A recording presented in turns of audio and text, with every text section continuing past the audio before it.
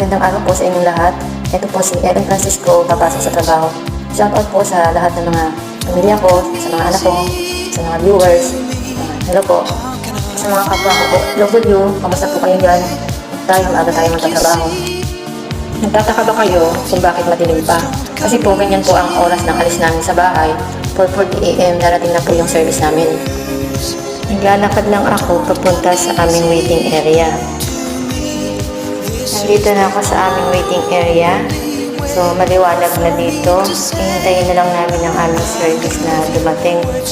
Maya-maya ng konti ay paparating na siya.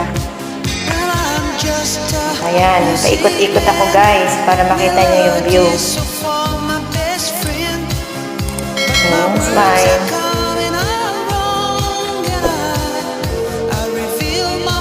Thank you for watching guys. Bye.